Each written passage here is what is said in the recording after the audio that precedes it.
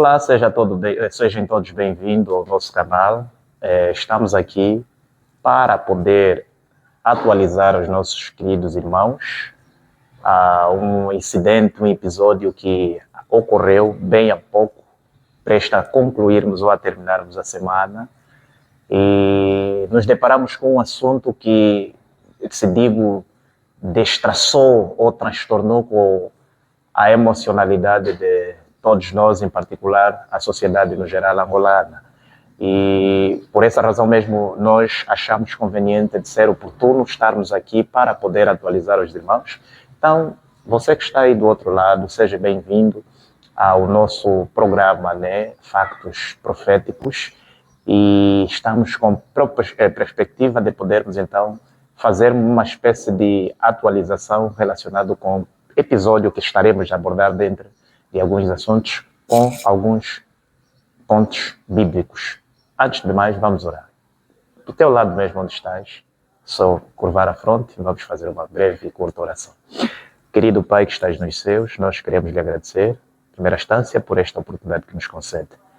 Pedimos em nome de Jesus que o teu Santo e bom Espírito se possa apoderar de nós, capacitando-nos para falar a tua palavra e, de forma especial, sensibilizar o nosso irmão que nos ouve para poder, então, melhor ouvir do Senhor e captar o útil e o agradável para a edificação, quer dele como também de nós. Acompanha-nos até o final deste breve contacto que teremos aqui neste espaço magnífico. Em nome de Jesus, nós oramos. Amém. Nós acreditamos que o caro ouvinte, ou caro irmão, ou a irmã, no dia 18, isto é, na quinta-feira, deparou-se com uma informação que mexeu com a estrutura da nossa sociedade angolana. Me refiro diretamente aos angolanos porque este assunto tornou-se como uma bomba atômica. Logo que estávamos a terminar a semana, para podermos fechar e inaugurar a Casa 20 do mês de dezembro, porque esta é a quadra festiva e queremos que as mentes estão agitadas, fomos surpreendidos com uma informação que mexeu com a estrutura de toda a sociedade. Nós estamos a nos referir do incidente que ocorreu com a figura, uma das figuras muito importantes, talvez a mais importante da sociedade angolana e de forma especial do governo angolano. Esta figura é nada mais, nada menos do que o antigo vice-presidente. Ele ocupou as funções no Estado de antigo vice-presidente, primeiro-ministro, provavelmente também foi o precursor da fundação da Polícia Nacional depois da expulsação dos colonos portugueses e, como último estágio da sua carreira política, ele ocupou o cargo de presidente da Assembleia Nacional. Neste cargo ele ficou mais de 10 anos. Foi uma das figuras que muito durou nesta posição. Esta pessoa é nada mais, nada menos do que o Fernando Dias da Piedade dos Santos, comumente e de forma carinhosamente conhecido pela sociedade angolana como Nandô. Falando de Nandô em Angola, é falar de alguém quase que sem termos uma outra figura para fazer comparação. Quando fala-se deste elemento, a primeira impressão que vem na mente de qualquer cidadão angolano, e porque eu creio que se o irmão que me ouve é angolano, bem poderá compreender a linguagem que eu vou usar, atendendo à realidade vivida por nós, mas eu não estou aqui, ou nós não estamos aqui, no sentido de fazer publicidade a respeito do lado político, não. E o que nós estamos aqui a procurar fazer é apenas uma espécie de casamento. Procurar fazer entender ao caro ouvinte ou ao caro irmão, relacionar este incidente político com factos ligados à Bíblia. E procuraremos então tirarmos aqui uma espécie de lição para a nossa vida espiritual, porque nós estamos a partir, se acompanharmos a trajetória política do nosso país, nós estamos prestes a inaugurar um período muito, muito importante. E este período sendo muito importante, que vai mexer com a comoção da sociedade angolana, me refiro das eleições. Por essa razão, como povo de Deus, nós precisamos saber como nos posicionar. Obviamente que não estamos aqui para tomar partido. Então, quando falamos de Nandô, nós estamos a falar de uma determinada figura que pertence a uma elite que, dentre estes, pareciam ser imortais, sendo pessoas intocáveis. e como que a morte deles havia fugido. É como que eram pessoas que, falando de morte para com eles, parecia que era inexistente. Mas quando, e eu acredito que também te pegou de surpresa, quando nós ouvimos o noticiário nas redes sociais, eu creio que criou uma espécie de expanso ou suspense. Aquilo criou uma espécie de assusto. Deu uma espécie de um susto tão grande que todo mundo ficou, Nando morreu. O que é que eu estou a querer dizer com isso? O que nós estamos a querer dizer é o seguinte. Primeiro é que, se acompanharmos os fenômenos que estão a decorrer e estão a terem uma decorrência dentro da perspectiva daquilo que é o segmento político do nosso país, à luz da Bíblia, teremos uma resposta para compreendermos o rumo pelo qual o nosso país está a tomar. Dentro de 2 ou 1 ano, se assim eu posso dizer, Angola vai entrar em um estágio de eleição. E nós conhecemos muito bem que esta eleição está marcada para o ano de 2027. Curioso, né? Porque o ano de 2027, para os estudantes de profecia, conseguem entender mais ou menos em que período do tempo, mais ou menos, a gente pretende chegar e o que a Bíblia, mais ou menos, também tem a nos dizer relativamente a este período. Mas eu não estou aqui para falar de datas, não estou aqui para falar de escatologia, não é isso. O que eu estou procurando apenas, primeiramente, o que nós queremos transmitir aos nossos irmãos é procurar interligar este incidente ou acontecimento com alguns factos narrados pela Bíblia e vermos onde o segmento do nosso país está a trilhar. É basicamente isto. Antes de tudo, eu quero partilhar com o caro ouvinte, com o caro irmão e a nossa querida irmã, um texto bíblico. Posteriormente vamos fazer aqui uma analogia a respeito de uma experiência também que ocorreu na Bíblia e posteriormente então tiraremos aqui determinadas conclusões. Na Bíblia, e olha, eu gostaria de deixar aqui bem claro que, ao falar desta figura, nós estamos aqui a fazer publicidade em termos de fatores políticos, não é isso. O que nós estamos a procurar fazer, repito mais uma vez, é nos situar, não isolar este incidente com algo de bastante importância que a própria Bíblia em si tem para nos dizer. O irmão vai entender onde nós queremos chegar. No livro de Daniel, capítulo 10, este capítulo, ele nos narra um episódio.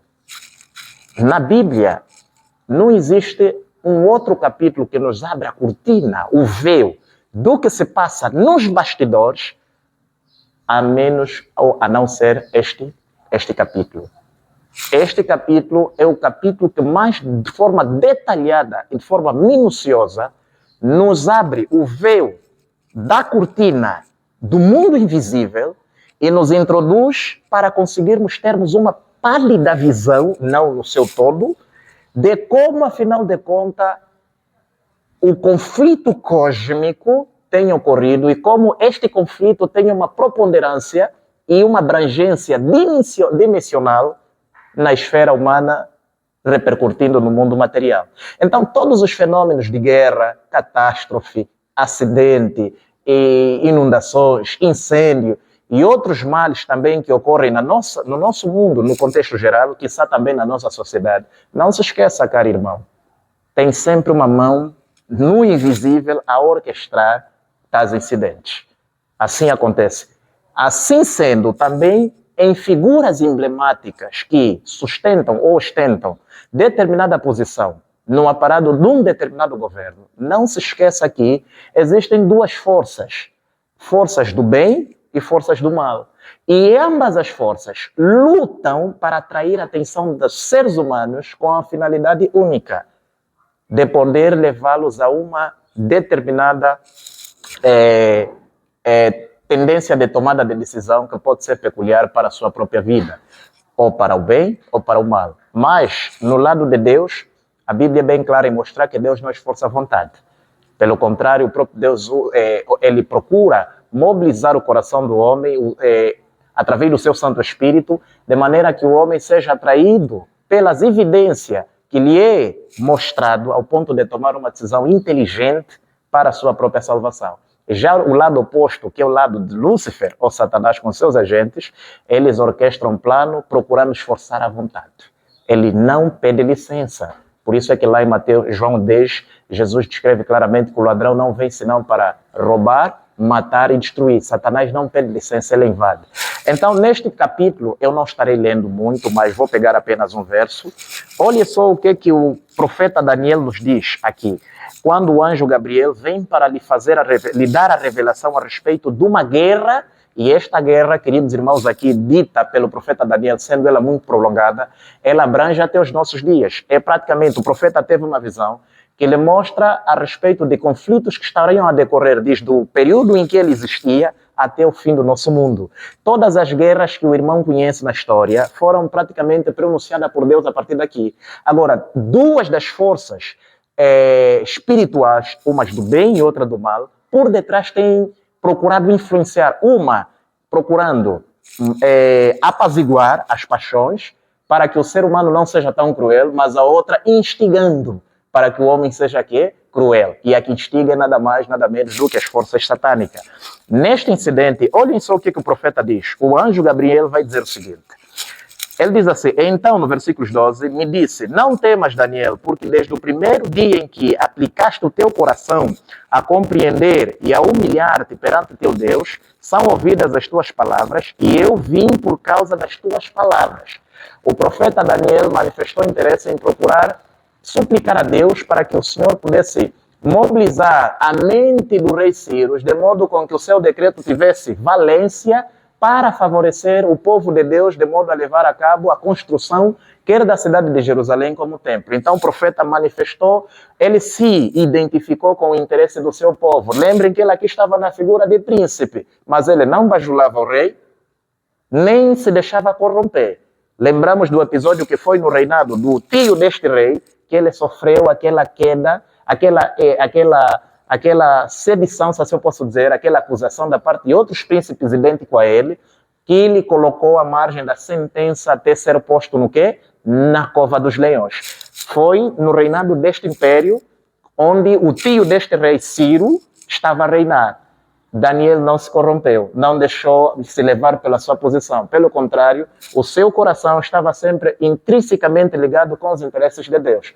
Essa é uma postura que nós, como filhos de Deus, devemos ter, particularmente de forma especial, ainda mais você, se porventura tu ostenta uma posição, mesmo que não ser figurativamente assim muito grande, mas tu tens uma influência dentro do aparato do Estado, dentro da tua esfera, tu tens que te posicionar, tu tens que ser fiel. Tu tens que ser alguém irrepreensível, conforme é narrado aqui a experiência do profeta Daniel. Mas vamos adiante. O profeta manifestou interesse em querer saber por quê. O anjo vai nos explicar por que ele orou. Porque ele entendeu que o rei, de acordo às profecias de Isaías, era o rei Ciro, que Deus havia que, mesmo antes do seu nascimento, profetizado que ele libertaria o povo. E quando Daniel se depara com um cumprimento literal, no tempo dele, prestes a morrer, porque ele aqui já estava com seus 88 anos, ele morreu com 90 anos. Ele se depara com este rei, então consegue entender e manifestou o desejo de querer que Deus fizesse assim cumprir a promessa. Quer dizer, ele desejou com que o povo fosse liberto, estava cansado de ser opresso, estava cansado de ser escravo, estava cansado de ser prisioneiro. Embora ele não vivia mal, ele vivia bem. Mas ele não se ostentava, porque se você ler aqui, ele nem sequer com perfume caro, muito menos com roupas ostentadas, ele vestiu, porque ele manifestou o interesse do povo de Deus e da causa de Deus que tinha que ser levado a cabo, como nós estamos a nos portar. E essa tem que ser a nossa posição. Os interesses das coisas de Deus têm que estar predominar aqui nos nossos corações. Outra, como ele viu que o rei estava a demorar, então ele jejua 3 semanas, que corresponde a 21 dias. E sabe o que acontece? Justamente no momento em que ele leva a cabo a necessidade de orar, o anjo é comissionado, o anjo Gabriel, foi comissionado para dar resposta ao quê? Ao profeta. E olha o que o anjo diz. Aqui é onde se encontra o tópico fundamental para entendermos e posteriormente enquadrar o episódio que nós estamos aqui a tratar relacionado com a morte do Nandó. Vocês vão entender o que verdadeiramente está por detrás desta morte. Nós não estamos aqui para fazer acusações nem especulações, apenas estamos a procurar analisar esta morte, porque ela tem uma repercussão muito profunda com assunto que vai determinar o destino político deste país. E eu vou lhe dizer, todo assunto ligado com a política, ela repercute, primeiro porque mexe com a estrutura da sociedade. E se vai mexer com a estrutura da sociedade, nós os cristãos ainda estamos nesta terra e fizemos parte dessa sociedade. Obviamente que o mundo não é nosso, mas nós estamos aqui. Quaisquer decisões tomadas ali, elas afetam a nossa vida. É ali onde procuramos chamar a atenção, de termos o colírio para entender o que de facto está a acontecer e qual deve ser o procedimento nosso. O que nós queremos chamar a atenção é como nós nos posicionar diante deste incidente. Não é nos demorar na morte, não é isso. Não é isto. Então, meu caro irmão, presta atenção. Olha o que o anjo vai dizer. Mas, versos 13, o príncipe do reino da Pérsia se pôs defronte de mim 21 dias, e eis que Miguel, um dos primeiros príncipes, veio ajudar-me, e eu fiquei ali com os reis da Pérsia. Sabe o que o anjo está a dizer? O nosso irmão, o nosso co-herdeiro, ou seja, o nosso companheiro, não é? O nosso colaborador, anjo Gabriel, sabe o que ele está a dizer? Ele está a dizer o seguinte, que tão logo que Daniel se colocou à margem da oração para compreender a vontade de Deus, porque que Deus estava a demorar-se aparentemente em cumprir com o seu propósito, em cumprir com a sua promessa, e por que o rei Ciro não estava a colocar em andamento aquilo que estava predito e plasmado na profecia, e uma vez que ele já tivera dado o decreto, estava a ser demoroso por quê? Porque, segundo a Bíblia, diz que quando Gabriel é enviado, no momento em que o Gabriel vem para dar resposta a Daniel, sabe o que acontece? Há um ser que se opõe contra o anjo. Agora, o ser humano, aqui vimos o rei da Pérsia. Aqui é um contexto figurativo. Esse rei, ou príncipe da Pérsia, é uma figura que alude a Satanás. Não tem nada a ver com Ciro. Porque nenhum ser humano tem a capacidade de lutar com anjo. Nenhum ser humano tem a capacidade de lutar com anjos. Só para tu teres uma ideia, se leres mais abaixo, ou desculpa, mais acima, antes desses versículos, vai ver que o anjo Gabriel, antes, aparecendo com o próprio Jesus, quando eles aparecem na figura emblemática da sua majestade, o anjo, tanto os companheiros de Daniel como os companheiros fugiram e o próprio Daniel desmaiou. Então, um ser celestial é muito mais superior, porque Salmos 8 diz claramente que Deus fez-nos pouco menor do que os anjos. Eles são superiores a nós. Então, nenhum ser humano carnal, de carne e osso, tem a capacidade de lutar com anjo. Apesar de que temos aí uma figura lá em Gênesis, onde vemos Jacó a lutar com anjo, entendamos ali que ali se tratava de um outro fenômeno. Mas, entrando dentro do assunto, o que está querendo dizer? Gabriel, quando vem para dar resposta a Daniel, Satanás, que estava a influenciar a mente do rei Ciro, a desviá-lo a atenção do propósito de Deus, pelo qual ele estava conhecido, consciente do papel que ele deveria desempenhar em prol do avanço da causa de Deus. Quando o diabo deu conta que há um servo que orou, e este servo mexeu com o coração de Deus, e Deus orienta o seu anjo para dar resposta, o que acontece? Satanás deixa um instante o rei e vai se contrapor com todos os seus anjos, demônios, atacarem o anjo Gabriel. Ou seja, houve uma batalha espiritual que nem Daniel tinha noção do que estava a acontecer no mundo invisível.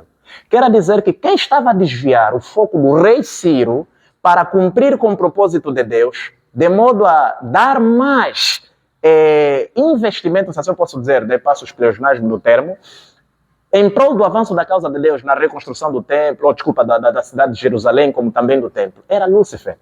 Satanás estava a levar o rei a gastar o seu tempo na orgia, licenciosidade, nas suas festanças, quer dizer, se despreocupar com o propósito pela qual Deus tivera lhe colocado no trono. Resumidamente, rei Ciro estava a se desviar da sua missão. E quem estava desviado? Estamos a ler o verso 3. Satanás. Então, Satanás, como viu que o Gabriel estava a vir para influenciar positivamente o rei Ciro, ele, no instante, comissiona os seus demônios, ele na liderança da frente e ataca o anjo Gabriel. E ali foi uma batalha ferrenha. Uma batalha ferrenha, manos. Que nós não temos noção da dimensão daquele conflito. O estrago que aquele conflito poderia causar e pode vir a causar se porventura Deus permita que ele atinja uma proporção assim, material. Sabe o que Gabriel fez? O Gabriel, segundo a narração bíblica, ele apela a Miguel. Quem é Miguel? O príncipe dos príncipes. É nada mais, nada menos do que o capitão do exército do Senhor, Jesus Cristo. Este Miguel é o forte. É o único ser que tem, dentre todos os seres, capacidade e poder para reprimir as forças satânicas. Então, logo que Miguel aparece, Satanás e os seus anjos colocaram-se em fuga. Esse episódio acontece então, no momento em que o próprio anjo, quando Jesus também estava na tumba, para ressuscitar, o anjo comissionado por Deus, vindo com toda a glória da majestade divina, Deus lhe ergueu, lhe colocou toda a sua autoridade. Todos os demônios que estavam ao lado da tumba de Cristo também fugiram. É quase o mesmo incidente. Então, queridos irmãos, em poucas palavras, o que estamos a querer dizer é o seguinte. Há muitos líderes políticos, figuras econômicas, empresários, pessoas de posições muito elevadas na sociedade. Muitas das vezes, há certas coisas que eles não conseguem fazer, não porque eles não têm vontade, mas porque forças contrárias à vontade de Deus trabalham por detrás dos bastidores para desviar a atenção destes. E nós estamos a ver aqui. Agora, voltando no assunto, o que tem a ver isto com a morte do ladrão? É simples. Dentro de pouco instante, caro ouvinte, não consegue analisar que só falta pouco tempo para ocorrer as eleições no nosso país. E Nando, na qualidade de ser uma figura importante, o irmão sabe que dentro do partido que sustenta o governo há uma guerra, há um conflito e está a haver uma espécie de desentendimento entre eles. E eu quero lhe assegurar uma coisa, sempre que um poder está prestes a cair, o sinal vital que demonstra a fragilidade e a queda deste mesmo poder é a ruptura interna. Existem vários exemplos. É só tu veres como é que Gedeão conseguiu acabar com o exército midianita e dos assírios. É só tu veres como é que os assírios foram derrotados pelos judeus. É só tu veres como é que os judeus conseguiram derrotar de determinadas batalhas os filisteus na época de Davi. Você vai ver que tais episódios sempre ocorreram. Primeiro começa internamente. Deus trabalha internamente e entre eles se corrompe. Essa pessoa, no sistema que sustenta o governo, e mandou, é uma das pessoas mais temidas. E nós sabemos muito bem que, em parte, existe outra ala que atualmente está a sustentar e ostentar o poder, que luta para se perpetuar. E o que acontece? Esta figura que morreu, ela oferece ameaça. E a atual facção que sustenta o poder, que é outra ala do mesmo sistema, ela tem dois objetivos que os nossos caros irmãos não estão a conseguir prestar atenção. E eu vou explicar o que é. A atual facção, ele está a lutar para procurar apagar a história deste país. E procurar dentro da história envolver uma outra história. Vocês têm as vossas televisões e vocês acompanham. Eu dificilmente acompanho as televisões, principalmente o canal público. Mas se vocês acompanharem as vossas televisões na publicidade, tem passado diariamente, vez após vez, uma publicidade que mostra Nova Angola. Isso te emite alguma coisa. Eu não estou querendo dizer que o que tem sido feito não é positivo, é pela graça de Deus. Mas prestemos atenção em alguns detalhes importantíssimos. O propósito desta facção é ofuscar a história. A história que está interligada com esta nação. Apesar de que a história da Angola é meio que confusa, né? Na sua íntegra. História propriamente dita nós não temos. Mas, só que há uma coisa. Por conta dos outros que fazem parte do mesmo sistema, darem conta da tentativa desta facção que atualmente ostenta o governo, pretende fazer dentro do mesmo sistema, é onde se vê a figura do Nandô, a figura do Gino Carneiro, a figura do Dino Matroz e outras figuras mais de pesos pesados. Mas dentre esses nomes mencionados, o que mais coloca medo à facção do mesmo sistema e que ostenta o governo é esta figura de Nandô que morreu. Esta figura de Nandô que morreu. Ele coloca medo até um certo ponto. Então, para que conseguisse procurar manter a sua facção contínua no sistema, tem que se eliminar aqueles que oferecem ameaça. E como é que temos que fazer? Ou como é que tem que se fazer? É começar com aqueles que são gigantes. E não é à toa que este caiu. E eu vou lhe dizer algo que aconteceu na Bíblia. Se olhares para o episódio de Saul, aconteceu o mesmo. Quando Saul deu conta que o seu reinado já tivera sido expirado, vê o que é que Saul fez. Ele corta a orla da pessoa que lhe meteu no poder, Samuel, e naquele gesto dele cortar as vestimentas de Samuel, sabe o que é que acontece? Samuel diz que assim mesmo que você cortou as minhas vestes, hoje mesmo Deus rasgou e tirou o reino de ti. Quando ele se apercebe, por que eu disse que a atual facção que está no poder quer reeditar a história? Porque Saul também quis fazer. Quando Saul deu conta que quando Davi fora colocado, fora consagrado para ser rei, mesmo antes dele ser, porque Davi não recebe o reino quando Saul estava vivo. Davi recebe o reino quando Saul morre. Mas Deus estiver ali consagrado antes da morte de Saul. Há um evento que acontece na vida de Davi que o autoproclama-se ou dá-lhe a oportunidade de ser proclamado como rei de Israel.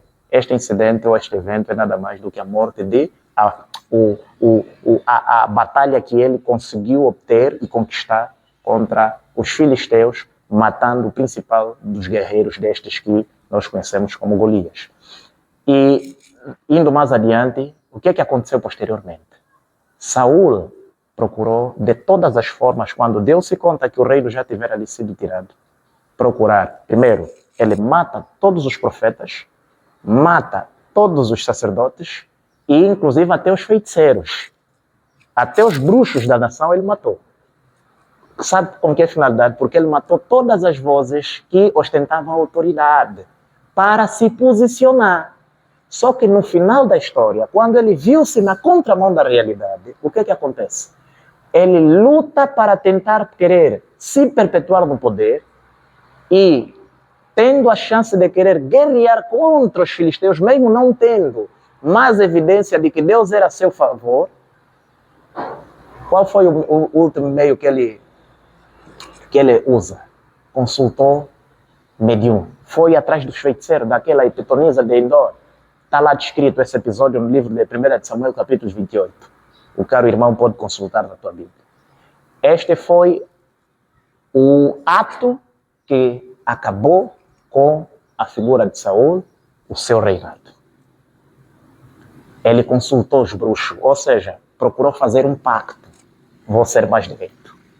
De modo a conseguir ostentar, já que ele não tinha apoio de Deus, então procurou ter apoio de outras forças. E qual foi o resultado?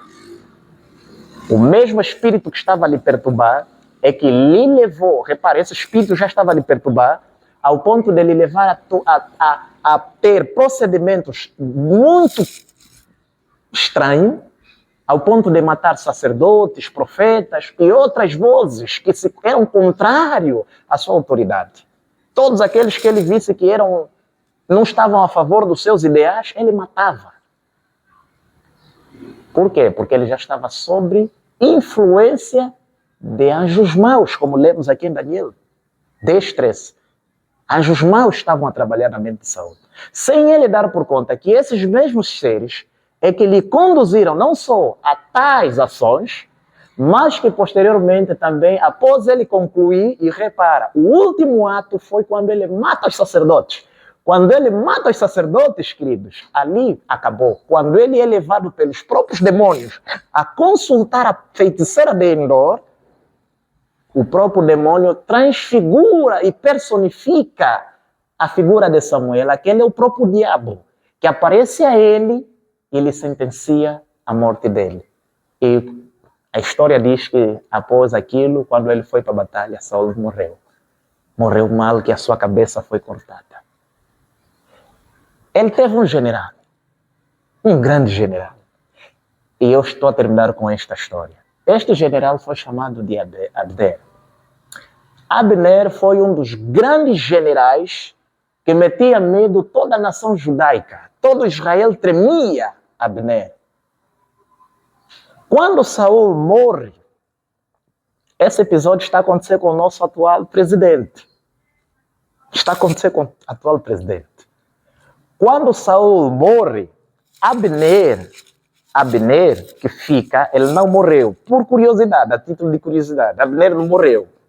Mas ele esteve na batalha que levou a cabo a morte de Saul. Saul morre com seu filho Jonatã, que também era um outro general. Abner fica. Tão logo que Davi ouve da morte de Saul, Davi vai para Hebrom, numa das cidades de Judá, ou uma das partes que fazia parte do quê? De Judá.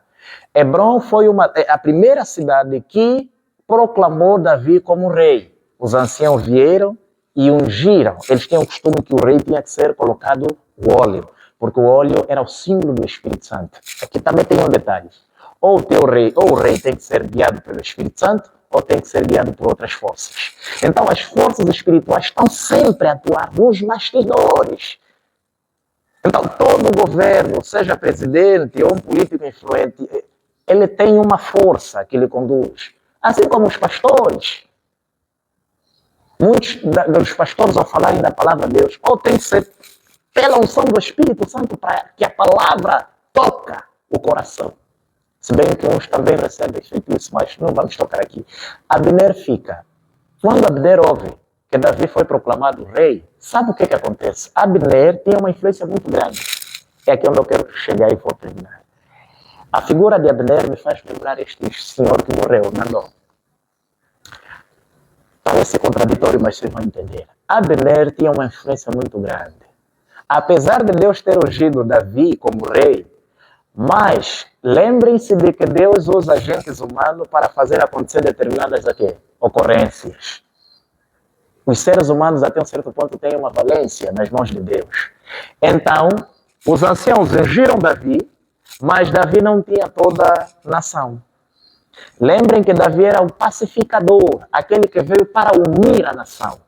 No tempo de Saul, a nação estava dividida, não estava completamente unida. E só se dividiu mais ainda quando ele morreu. Agora, o que acontece? Abner, ele pega Isbosete, filho de quem? De Saul, e lhe coloca no trono. Este filho, está lá descrito esta narrativa no livro de 2 de Samuel, capítulos 3, vocês vão encontrar isto. Ou capítulos 2 também podem ler, o capítulos 2 e o capítulos 3. Isbosete, quando é entronizado pelo o general Abner, ele governa durante as 10 tribos ficaram com ele. Abner tem uma influência muito grande. Ele não procurou lutar para querer obter o domínio do governo, não. Sabe o que ele fez? Usa da sua influência para entronizar no poder um sucessor de quem? De Saul. E sabe o que acontece? Esta era a luta de Abner. Ele queria pegar o sucessor de Saul para lhe colocar e lhe conclamar como rei. E assim ele o fez. 2 anos, Isbosete permaneceu no trono. Só que, a título de curiosidade, Abner, por detrás, Saul tinha uma concubina. E Abner deita-se com esta concubina. Isbosete teve o conhecimento. Quando Isbosete teve o conhecimento de que Abner dormiu com a mulher do seu pai, aquilo foi o motivo que trouxe linchamento entre os dois. Abner ficou furioso por ter sido chamado a atenção Agora, lembrem-se que mulher na Bíblia tem a ver com igreja. Mas vamos chegar lá, duas igrejas, a verdadeira e a falsa. Prestem bem atenção. Olhem o que Abner tem. Abner diz assim, eu é que te coloquei no trono, você me diz isso, porventura eu sou cabeça de cão. Agora vou fazer o seguinte, eu vou pegar o teu trono e vou dar a Davi. Ele agora ia usar da sua influência para transferir todos os bens, talvez 10 tribos, a Davi. Quando ele marca audiência com Davi, Davi lhe diz o seguinte, tá bem, eu vou te receber, Abner. Agora, lembra que Abner é um general que também lutou para matar Davi na época de quem? De Saul. Mas após esse incidente, ele manifestou arrependimento e queria estar em paz com Davi. Sabe o que Davi lhe pediu? Davi diz assim, olha, se você, para mostrar o gesto de quê? De reconciliação entre eu e você, de modo a estarmos em paz, traga-me a minha mulher Mical, a quem eu me casei com Saul quando ele me pediu sem propúncio, que é o órgão do homem, como dote que eu dei a Saul. E Abner disse, eu vou trazer. Mulher na Bíblia é igreja. Esse gesto de Abner dar a Mical a Davi simboliza a transferência do rei, a mulher aqui é a nação, a Davi, porque ele é que tinha influência política e militar. Estão a entender, irmãos? A influência política e militar estava com Abner, não com Davi. Abner tinha maioria. E Abner era o general mais temido. Conseguem linkar a experiência na nossa esfera, dentro da realidade angolana? A postura que o Nando ostentava? Na esfera política e bélica do nosso país, no contexto do nosso país, para quem conhece bem esse senhor, vai saber, não tem alguém mais temido do que ele. Até a figura do nosso presidente teme este camarada. Ele sabe a gama de influência que esse irmão ou este homem tinha e o tipo de ameaça que ele oferecia para ele. Não é à toa que ele morre subitamente. Vê mesmo o termo, subitamente. Abner assim o faz, entrega a mulher e transfere os 10 reinos.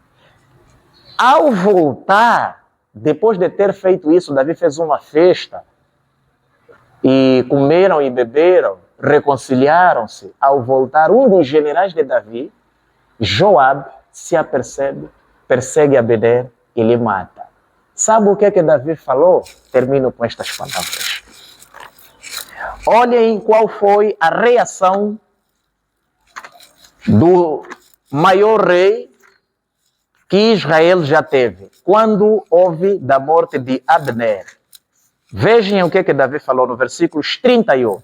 Disse, pois, Davi a Joabe e a todo o povo que com ele estava: quem matou Abner é um aliado de Davi. Joabe, também o general.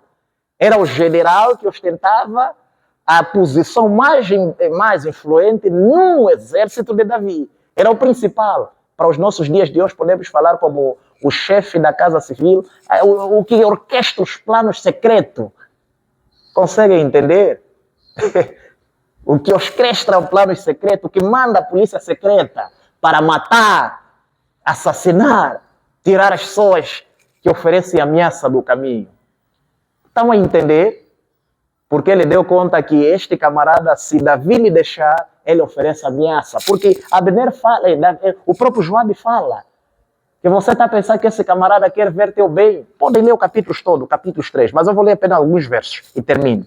Disse, pois, Davi a Joabe e a todo o povo que com ele estava: esse é o rei, rasgai os vossos vestidos, cingi-vos de sacos e ide pranteando diante de Abner. E o rei Davi ia seguindo o ferete. E sepultando Abner em Hebrom, o rei levantou a sua voz e chorou junto à sepultura de Abner, e chorou todo o povo lá. Davi chorou amargamente.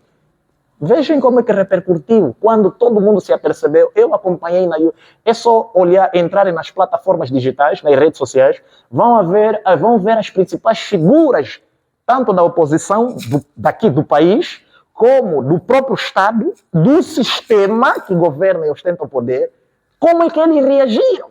Uns até choraram, não conseguiram conter as lágrimas. Está aqui. E sepultando Abner, ele chorou com o povo todo chorou. E o rei, pranteando a Abner, disse: não morreu Abner como morre um vilão. Ele não morreu como morre alguém, tipo, parece que envenenado. Como morre um vilão. Como morre um vilão. Conseguem linkar a história? As tuas mãos estão atadas, nem os teus pés... Ouve só, ele está dizendo assim, as tuas mãos não estavam atadas. Abner, você não estava amarrado. Ele era bélico, estratégico, grande general temido. Abner a passar tremia a nação. É conforme o Nandô. Nem os teus pés carregados de grilhões de bronze. Você não tinha prendas. Mas caíste como caem diante dos filhos da maldade. Então todo o povo chorou muito mais por ele. E Davi jejuou, não comeu. O povo lutou para dar comida a Davi, não comeu. Ele disse, eu vou comer. Vocês sabem quem morreu? Vejam, olhem as palavras do rei. Ele vai dizer, então disse o rei aos seus servos, não sabeis não sabeis que hoje caiu em Israel um príncipe e um grande. Reparem, quem está a lamentar estas palavras é alguém que, esse rei que morreu, também já havia orquestrado o plano, porque ele também fazia parte da secreta, mas do governo antigo, do presidente antigo, do rei antigo. E também tinha planificado planos para lhe matar. E Davi sabia, se vocês lerem a história por detrás, vão ver que várias vezes Davi foi orquestrado o plano contra ele através do Abner. Mas quando Davi não guardava ressentimento nem mágoa, vê como é que é a reação de Davi. Ele tinha, por isso é que Deus diz que o coração de Davi era segundo o coração de Deus. Era pronto a perdoar, não guardava rancor. Estão a conseguir entender? Então Davi reconhece que, independentemente de quem ele foi, mas ele não foi uma pessoa qualquer. Não importa as maldades que ele tivera feito. Porque até um certo ponto ele tinha algo e um papel fundamental para desempenhar na nação. Qual era o papel? Unificar.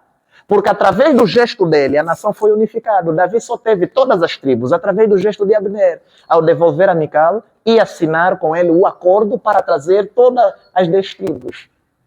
Eu acredito que provavelmente poderia acontecer com estes, de acordo ao segmento de como está a arrumar a política do nosso país. Estão a entender? Então ele está dizendo, não morreu qualquer um, é um príncipe. E na nossa realidade também não morreu qualquer um. É um príncipe. É um grande homem. E está aqui. Que eu ainda só tenho, vê, o próprio Davi a dizer, eu sou mora miúdo, entrei agora. Quem poderia me passar todas as coordenadas? Eu, Abner. Joabe, você também não entende nada. Ele é que começou com Saul porque, o primeiro rei da nação foi quem? Foi Saul. Quem foi o primeiro general? Foi Abner. Quem conhecia os segredos do Estado? Era Abner, quando morreu Saul. Então, quem poderia dar determinadas orientações era o Abner. Por isso é que ele está dizendo que eu ainda sou terro. Ele reconheceu, está a ver a humildade dele. Mas estamos a ver o contraste com o nosso presidente atual. Há uma espécie de arrogância, de preponderância. Então, queridos, nós precisamos entender que figura é esta e onde nós estamos a arrumar. E as decisões que vão ser tomadas mais à frente vão repercutir na sociedade. E se vão repercutir na sociedade, obviamente que nós, os cristãos, não vamos ficar de fora. Então nós estamos a ver uma figura que está a lutar para se posicionar no poder e nós precisamos estar preocupados. Por quê? Porque eu entendo que tais ações, eu vou terminar o texto e concluo com uma narrativa, que eu ainda sou tenro, ainda que ungido rei. Repito, que eu ainda sou tenro, ou seja, eu sou mora miúdo e muito jovem, ainda que ungido rei. Estes homens, filhos de Zerua, Joabe e o seu irmão, são mais duros do que eu. O Senhor pagará ao malfeitor conforme a sua maldade. Então, queridos irmãos, o rei Davi reconheceu que ele, embora era jovem, se o Abner permanecesse vivo, ainda poderia lhe dar algumas dicas, algumas orientações. E eu ouvi várias vezes que esse presidente foi também lhe aconselhado desta forma. que desse ouvido aos mais velhos. Mas nós estamos a ver. E tem um outro relato bíblico, talvez numa outra oportunidade, onde mostra-se outro procedimento que um dos reis também da Bíblia manifestou a mesma posição que o nosso atual presidente está a fazer. Então, o que é que eu estou querendo dizer? Que, infelizmente, a pessoa que provavelmente poderia fazer frente entre eles para, provavelmente, parar com as ações maquiavélicas, se bem que ele também fazia parte, mas até um certo ponto tinha um pouquinho de sensibilidade e ouvia, é este que morreu. Sendo tirado do caminho, eu não sei o que pode vir a acontecer. O que é que eu aconselho? Eu consigo ver a queda deste homem como Abner, porque ele queria, até um certo ponto, lutar para trazer de volta a unificação entre eles, que posteriormente, então, dada aquilo que tem sido o ritual deles em termos políticos, poderia se consumar na harmonia do próprio país, né? Ou no aparato do Estado. Eu sinto que é uma nuvem negra a conduzir a atual facção. Isto é minha conclusão. Há uma nuvem negra, forças ocultas que estão a trabalhar nos bastidores, a conduzir a atual facção dentro do sistema que conduz o Estado. E esta nuvem está a conduzi-los. O meu apelo é, queridos irmãos, o homem forte caiu como um vilão, morto por um general. 2 generais se mataram, matou o outro. Agora, já não tem, tecnicamente falando, quem pode ofertar ameaça. E quando o homem vê que já aquele que me oferecia ameaça já não se encontra, ele pode fazer e desfazer o que ele bem pensar. E isso pode ser perigoso para a nossa sociedade e drastoso para nós, os cristãos. Não olhemos apenas esses fenômenos a ocorrer e termos a mesma reação e relações como a sociedade a bater palma. Eles não entendem, porque a Bíblia diz que as coisas espirituais entendem-se que espiritualmente. Eles não compreendem as forças que estão a orquestrar e a batalhar por detrás. Há uma guerra espiritual aqui a acontecer em Angola. Eu vejo essa nuvem. Está a trabalhar com esta facção que está a ostentar o poder atual. Nós precisamos orar a Deus para que Deus trabalhe. Eu estou a apelar a ti, querido irmão, querida irmã que está a assistir a este vídeo, hoje mesmo, para ti. Nós ainda estamos a meios dias para consumar o ano. E não sabemos o que pode vir a acontecer mais à frente. Há muita coisa, porque eu posso citar aqui uma das figuras também importantes da sociedade, um dos juristas, o Sérgio Raimundo, ele falou que provavelmente são pessoas que estão a perspectivar banhos de sangue. Isso se começa entre eles, nós vemos o que os nossos pais passaram. Atrasa a obra. Quando há guerra, quando há conflito, o diabo se deleita, ele tem prazer em guerra. E é o que ele quer fazer, matando essas figuras para trazer guerra.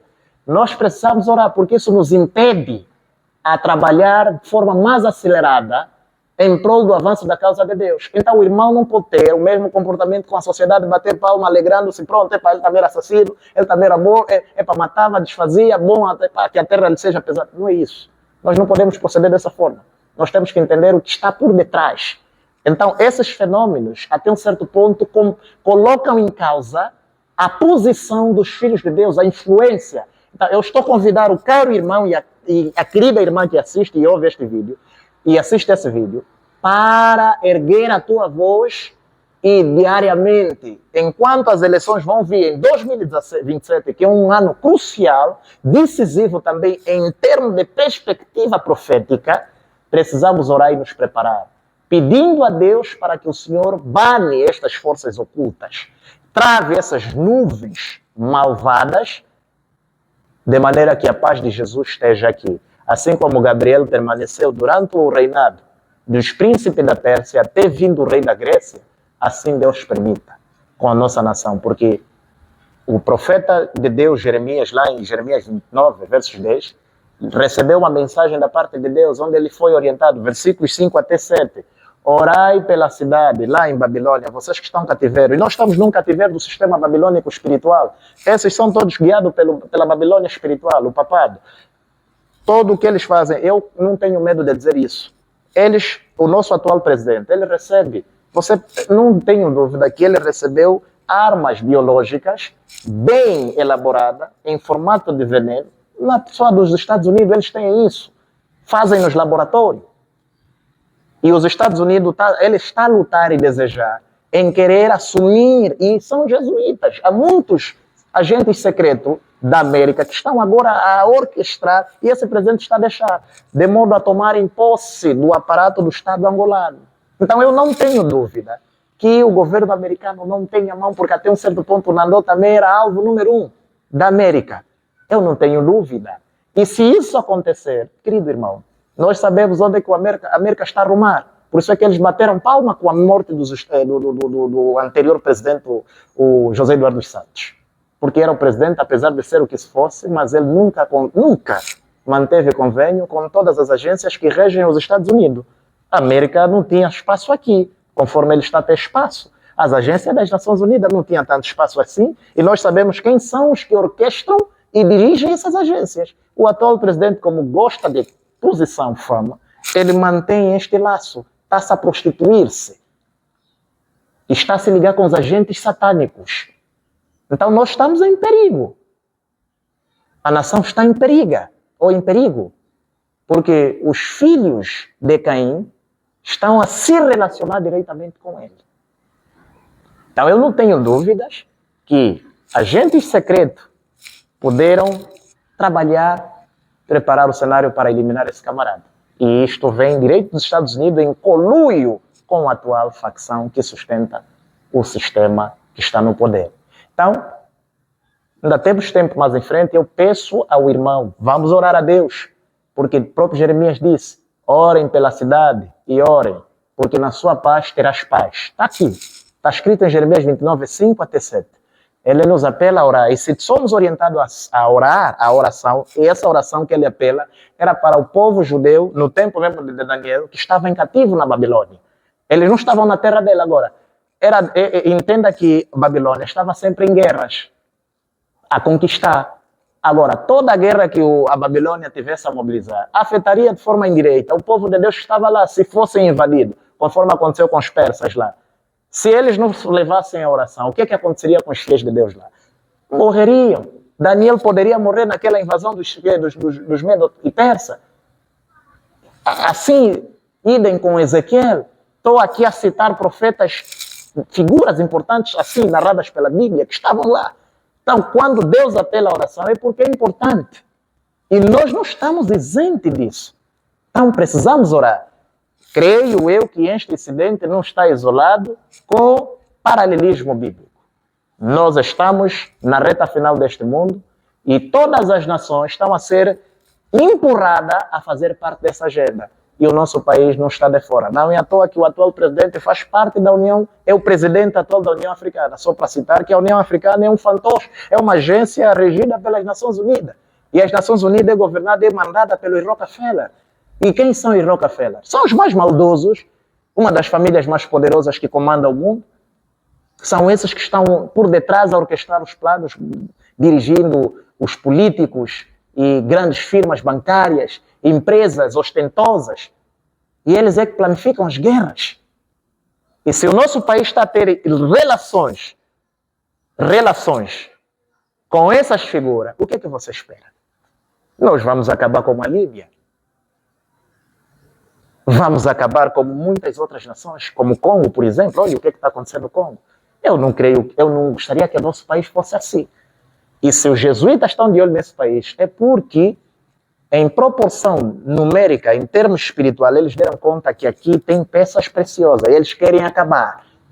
Por isso é que eles orquestram guerra e criam decisões no meio destes que ostentam poder. Então, este é o nosso facto profético e é o pouco que nós queríamos transmitir aos nossos caros ouvintes. Esperamos que o Espírito Santo possa assim fazer melhor compreender. Que Deus possa abençoar-nos, que seja feita a vontade do Pai.